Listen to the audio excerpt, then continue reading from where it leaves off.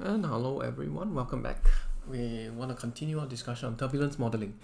Last video we were talking about the double filtering process, and we saw three new terms that came out. And actually I want to kind of rename these terms because the script L here is being used in some other kind of notation. Alright, so these three actually correspond to the filtered double filtered equivalents of these three terms, the Leonard stress, cross terms, and the Reynolds terms. So I'll just use this notation instead, because this script L is being used as something else, okay, and it means something different, so I'll use this instead. Okay, so I'll put a C here, and I'll put a tilde on top, I'll put a proper R, and I'll put a tilde on top. Okay, hopefully that removes some confusion. So this is the second time you filter, and that's the equivalent of it. And so, I mean, you can do something like that, and we gotta move now to the other parts of the the double filtered equation. Now the thing is, I think in the last video I kind of skipped a step. Alright, I skipped a step where I immediately substituted this three things with this, okay, because we can actually do something like this, where we replace the tau ij, the r, so the deviatoric part, with this thing. Now you can just replace these three terms with this term here if this part here is 0. Now let me just explain what this part is. So let me grab a 3x3 matrix to sort of illustrate what's going on. So let me go and find, yes, one 3x3 matrix.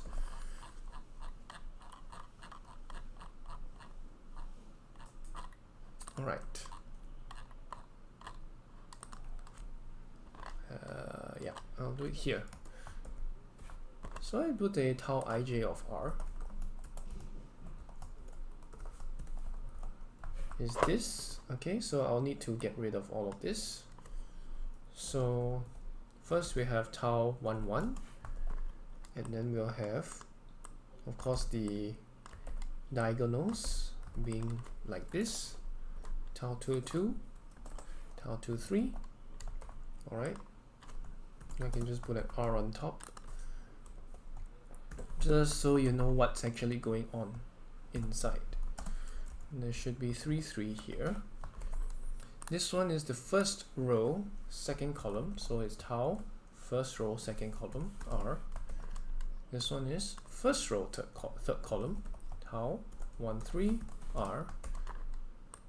And this is second row, first column, tau, 2, 1, R, tau 2, 2, tau 2, 3, R, tau 2, 3, R. Alright, and this will be, what is this? This is tau, third row, first column, so that will be that. And this is tau 3, 2, R. So that's what the tensor actually represents.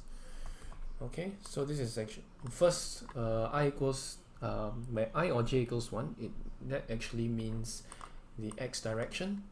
This is xy, xz. So that's what it means. Now, what does this term over here mean? So this actually means minus 1 over 3, of course, minus 1 over 3. Okay, the matrix is this. Okay, and then delta ij equals to 0 where I is not equals to j. So these are the terms inside the matrix itself. Okay, these are the terms inside the matrix itself. So delta ij equals to 0 where I is not equals to j. Where I is not equals to j, these are the off diagonals. So everything that's not in the diagonal will be 0. Alright. And what is this kk over here? This basically means the summation of 1, 1, 2, 2, and 3, 3. Okay. Alright. So this is what the deviatoric stress looks like.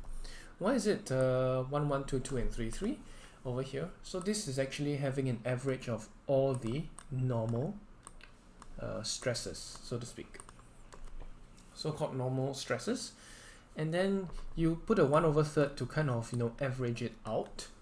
Okay, so you are taking an average of this and then you're subtracting it from this and this. So if there's any, you know, external so-called pressure acting on this system arising from this so-called Reynolds stresses, these are subtracted out, and that's why you call it the deviatoric part. Now, of course, we can make the assumption that this thing equals to 0. All these averages equals to 0, and then you can make this substitution of these 3 terms with this term here. Otherwise, we can't just do that.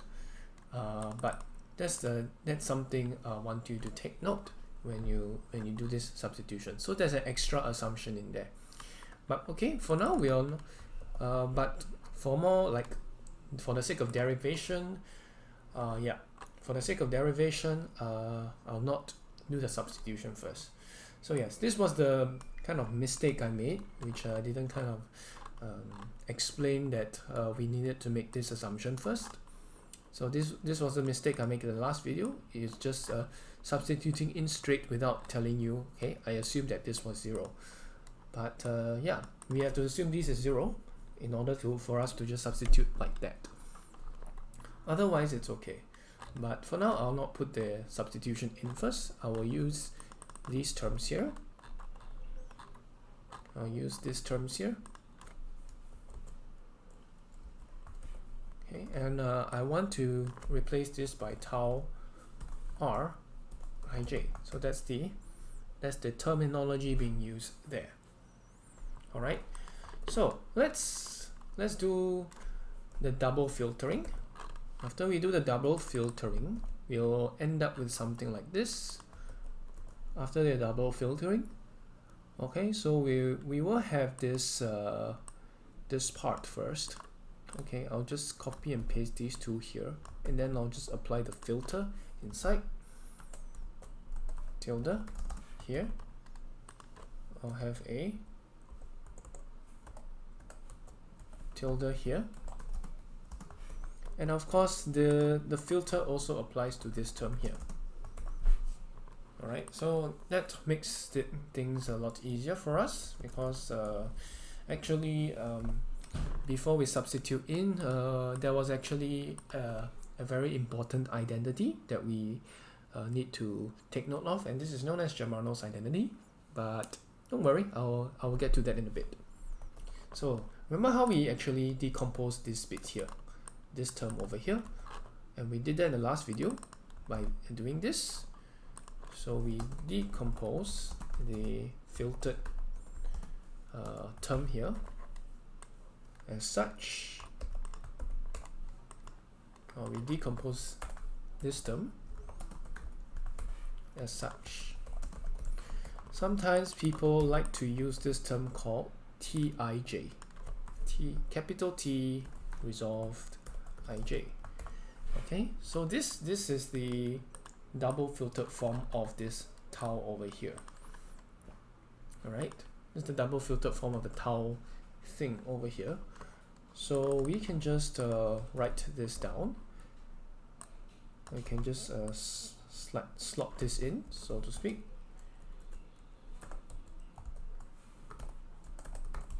Okay, we'll do this, and then we can just bring it to the other side. And this thing will go on to here. Okay.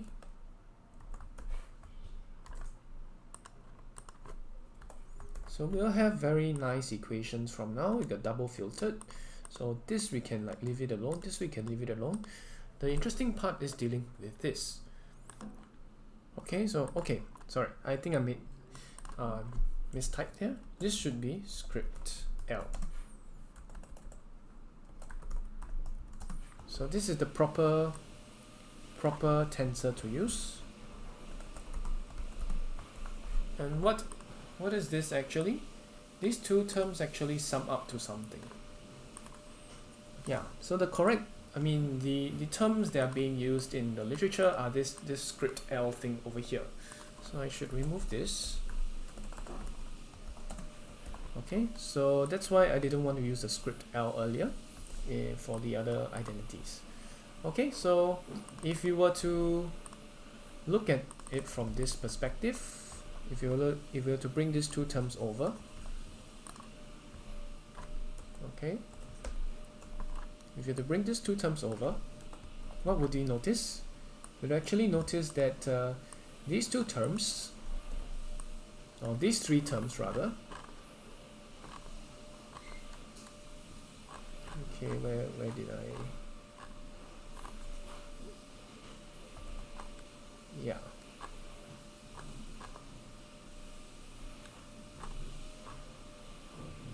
okay, there you go.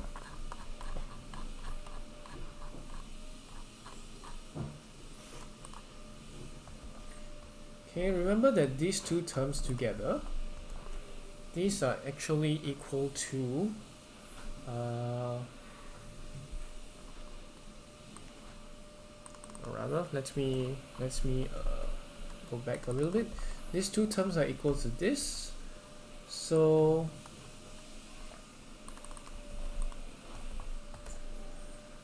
I'll take away these two and I'll put these back. Right, put this back here, put a tilde over here. And what are these two actually equals to? Now these two are actually equals to, okay, if you look back, right, we use this identity.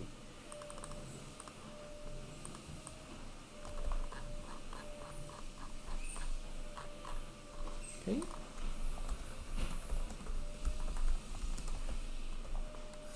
Okay, these two, when you sum it up, it will sort of backwards decompose back into this. Okay. If you remember our first equation there, sorry, it's a bit confusing, but just wanted to show you one of the important identities. So this is UI, Uj. So this UI, Uj, it's split up into this, the Leonard stress, the cross-term stress, and the Reynolds stress. So this collectively is this tau ij here. After you apply the filter, so you need to apply a second filter or the test filter. So you have a tilde here, tilde here,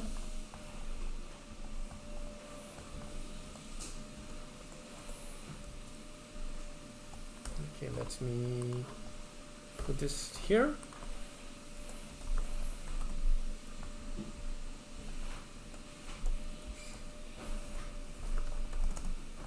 Alright, tilde here, tilde here. Let's see if we apply the filter together. Tilde here. Alright, so here that would just be this term, and this term would actually just be this term here.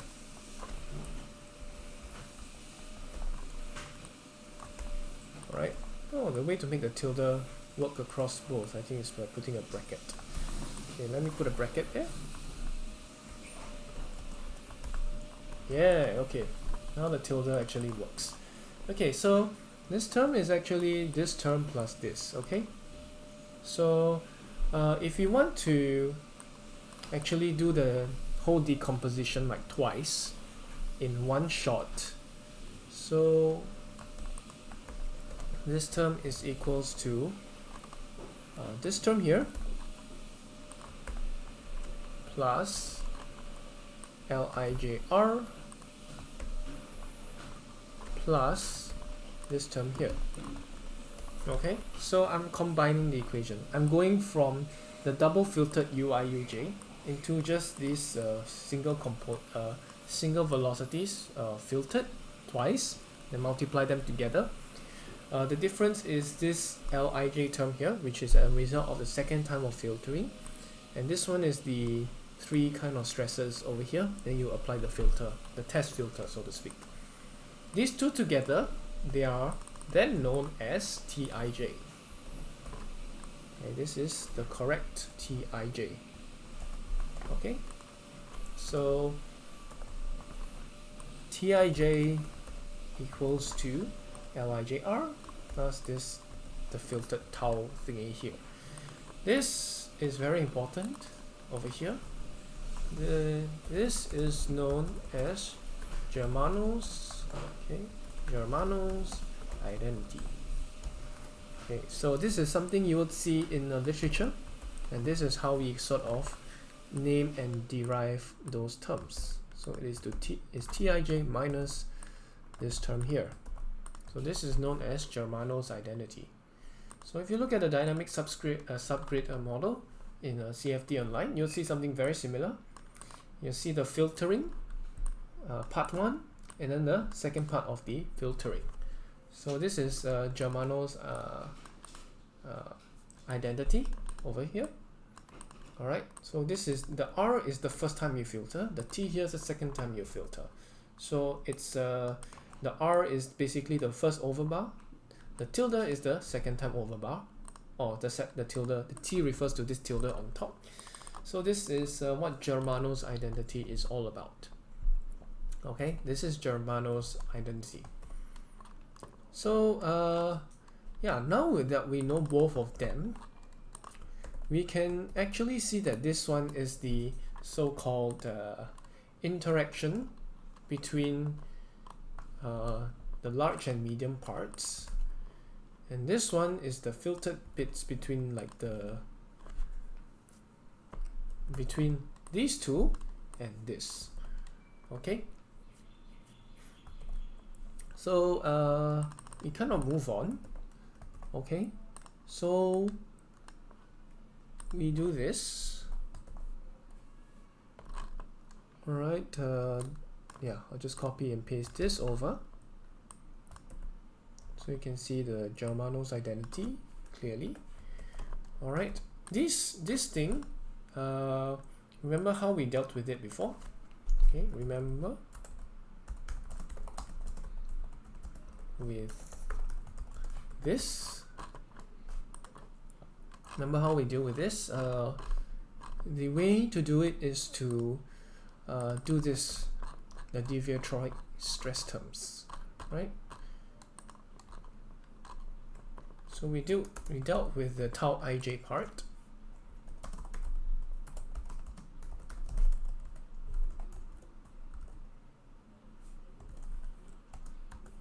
Okay, the Deviatoric part in the following manner.